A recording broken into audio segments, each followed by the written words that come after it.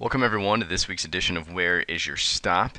It is February 4th, 2015, and hopefully you all had a great weekend.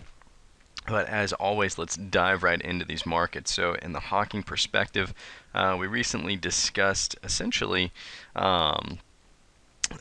the what the ECB was going to do with Greece and those loans. And as usual, nobody has all the information, and even the insiders are going left and right on things, as even the new Greek financial minister continues to kind of flip flop back and forth. And so it's one of the reasons why we continue to see increased volatility as of late in the Greek markets and in the index.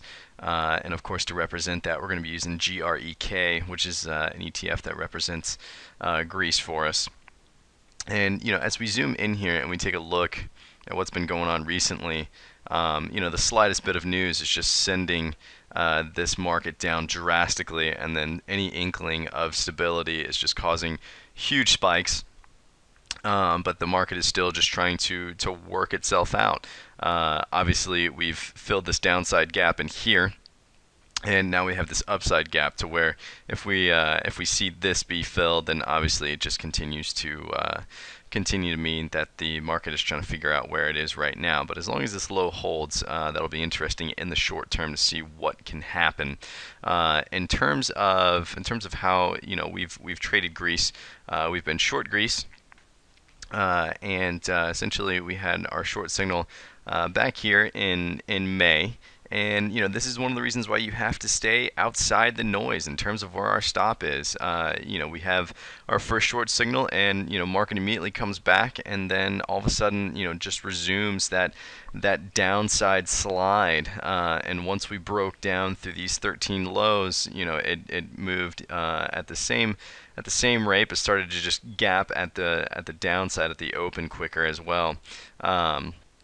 Where we're at now and where we've kind of sat is essentially right in here at those 2012 major liquidity point. We can see this essentially long-term, just back and forth liquidity right here.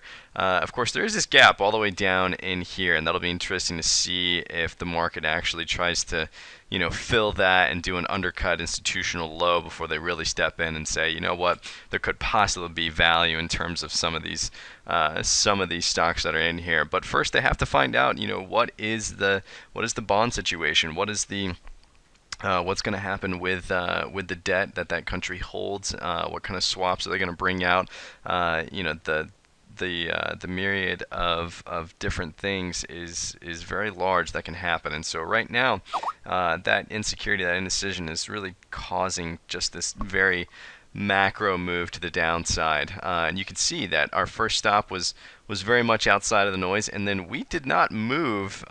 We did not move to the downside for a very long time, and that's because of what was happening in terms of price, volume, and volatility. And so this huge spike back up, continued to increase volatility, and it wasn't until we came right back down that actually volatility began to quiet, even though price was going down, which is why all of a sudden our stops moved up very quickly. And so as time continued to go on, our stops in the late half of 2014 began to accelerate, but you'll notice that in relation to the recent volatility, our stops are still very, very wide. A lot of room to be able to allow this thing to run. You never know what's going to happen if things get shaky, especially in Europe, and all of a sudden they just decide to let Greece go insolvent, and you have a nation that literally has to restart over. Haven't seen that in a while. So here's to beating random, staying outside the noise. We look forward to talking with you guys last week. And as always this week as well. So send in any questions, and we look forward to talking with you next week.